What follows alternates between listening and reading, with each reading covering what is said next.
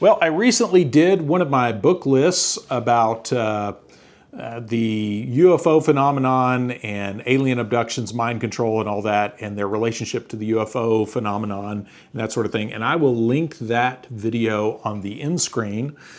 But this video is for some of you that were asking about fiction books and what kind of fiction do I typically read. And then someone just either last night or the day before, fairly recently, was asking about Gloria Naylor's book, 1996. And 1996, and I'll link that one also on the end screen, is Gloria Naylor's kind of fictionalized account of her experience of gang stalking, mind control, that sort of thing. Really, really good book. Very, I think it's a hard to find book now. So I don't know if that's one that's out there on PDF or what. But someone was asking about Gloria Naylor's 1996 and asked if there was any other books kind of in that same vein. And I think I responded something to the effect of I didn't know, because that is such a, it was such a unique circumstance. I couldn't think of anything else. And then today, while I was working, I remembered Genesis. And a little bit different, but I'll explain as I go along. This is Genesis. This is a novel by W.A. Harbinson. And this was published in, originally in 1980. And it holds up pretty well for having been published in 1980. But this is all, the whole story is basically taking a lot of the known facts about the UFO phenomenon and putting that into a fictional account.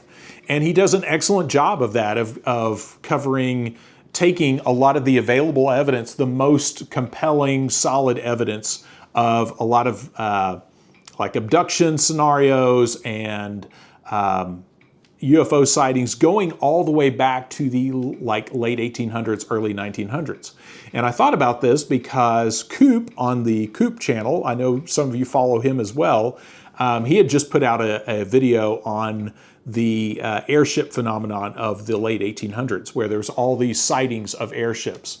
And that Harbinson builds on a lot of that and puts forth a pretty interesting theory. And I'm going to put in this is where the spoiler alerts are, they're going to start here in just a second. So if you want to enjoy this novel and then come back and check out my review, I would stop watching at this point, because there's no way to really explain much else about this without having some serious spoilers in it.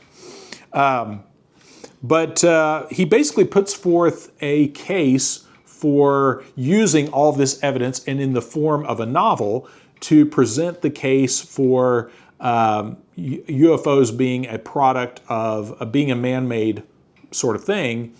But he wraps all of this up into one guy who has orchestrated this massive plot using this high technology, that allegedly this guy that was pioneering this airship technology back in the early 1900s has then used high technology to stay alive, and then starts using mind control programs and all kinds of stuff to basically create workers for his program and all kinds of stuff. So it involves Antarctica. There's everything, like everything up until 1980 is incorporated into this. And he does a pretty good job. This is one that I started reading and I definitely couldn't put it down. So, and even when you know that, and I knew that going into it, I knew the basic premise of it, and it still held my attention. It's not like Planet of the Apes where you know the ending and it kind of kills the story. This one, even if you know that that's where it's leading, it's still a really good story. Now, it kind of breaks that to you, that you start putting together that this guy has done this as the story builds. So it's not 100% like not a big reveal at the end, but still, it helps to go in not knowing that. But very well done and very good use of all of the UFO lore, so to speak. And I think the best part he uses the more compelling lore and the stuff that actually seems to be based in fact, and connects it to a lot of stuff in World War II and a lot of world government stuff going on. So really good. Now, is it a perfect story? I mean, it is a novel. It is fiction. If I was to rank this next to Gloria Naylor's 1996, I think hers is better just because she's talking about something that literally happened to her, and the only fictionalized parts are her kind of filling in the blanks of the stuff that was happening behind the scenes that she couldn't see and she's guessing at. Totally understandable. Whereas Harbinson is creating all the characters in the book and all the circumstances. He's basically just using the skeletal structure of all the UFO lore to make this account. So it is a fascinating theory that he's putting out in the form of a novel that I think is worth considering. Do I think it's exactly like he puts out? No, I don't. But I still think this is a very good use of all of that information. Now, a companion book for this, and this is one I've also reviewed elsewhere, is Project UFO. And this one is from 1995 originally, and then I had the 2007 printing. But this is Project UFO, and the spelling's kind of funky there with a K. Project UFO, the case for man-made flying saucers. And this came out as a result of the success of this book. And what this is all of his research that he did for how he arrived at this novel. And in my opinion, this was actually a more fascinating read. Don't get me wrong, I do like fiction, but there's so much crazy stuff happening in the world. Like so many things I've talked about on this channel, so many of these topics make, fiction pales in comparison. So what I would recommend is, I recommend both of these. And this is actually the first part of a series. And I have his other, I think there's 2 or 3 more in this series that I have not read. So I can't say anything about those. But you definitely want to get this book if you're curious about this, especially about the man-made UFO angle and the proof for it. This is an excellent book, and this is another one that the sources in this are, the bibliography alone is good because you can take that and go run down a lot of those books that he used to write this. But anyway, this is all of his evidence he compiled to support the case for this being a man-made phenomenon, and specifically, man-made technology for not necessarily noble purposes. So yeah, these are both really good. And the funny thing for me, I actually found this first because one of the things I used to do a lot of on Amazon is if I found a really good book, I would go into the reviews, and if someone had written a pretty good review of a book that seemed like a like-minded individual, I would then click on their name, and then it would pull up all of their reviews. And then you could look through some of the other things they'd reviewed. And that was actually how I found this, is someone was reviewing like a mind control book, and that went into their reviews, and they talked about this. And that's how I discovered this book, because this is definitely one of the more obscure books. And it was not expensive. It's just not one that anybody's out there promoting. So this is definitely worth getting. If you're on a tight budget and you want to buy one of these two, get Project UFO, because this is basically his thesis about man-made UFOs and all of his source material.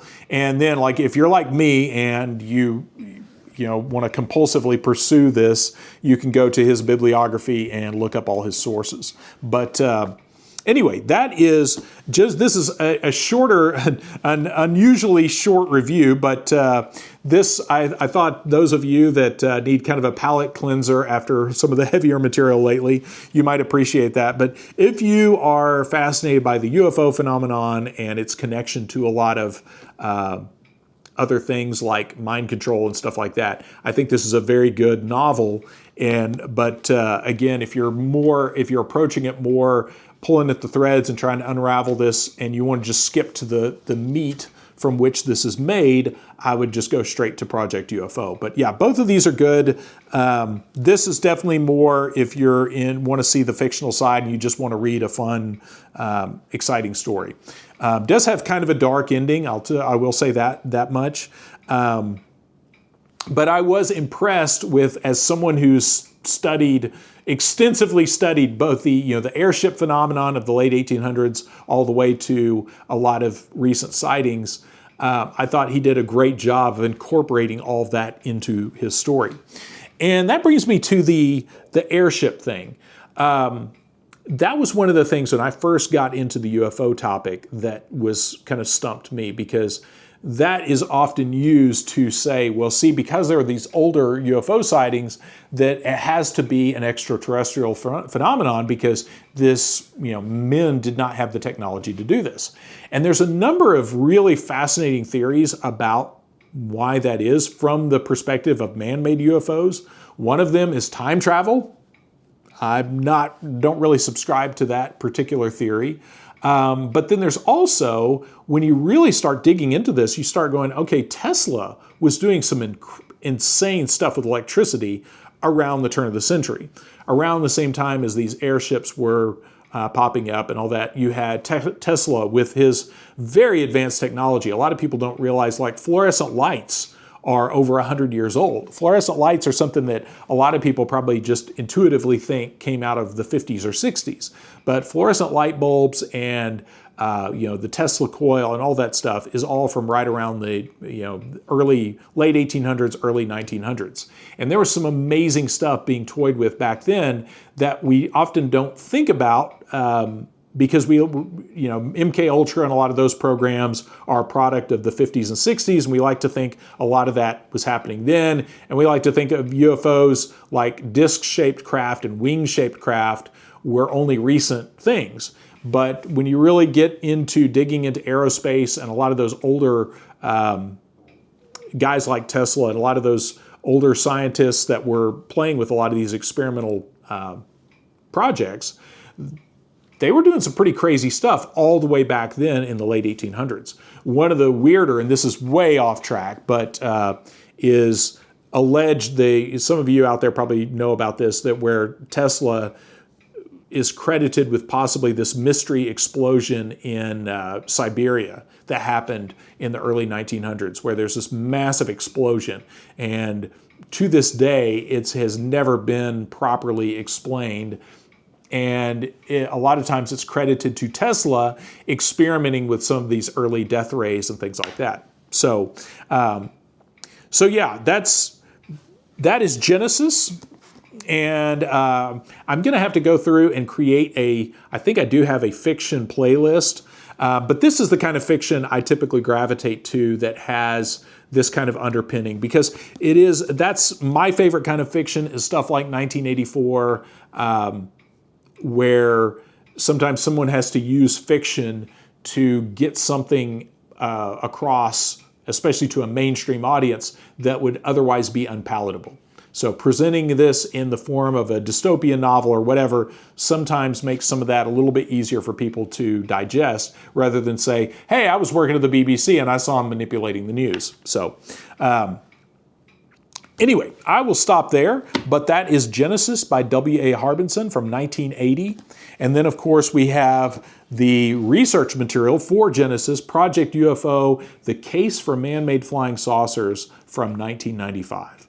So there you go. There is a concise, short review, and it's fiction. So not exactly the lightest fiction out there, but definitely a break from some of the weightier, heavier stuff I've covered lately. So as always, thanks for watching. Thanks for supporting the channel. And on the end screen, I will link to that playlist I mentioned earlier, as well as Gloria Naylor's book.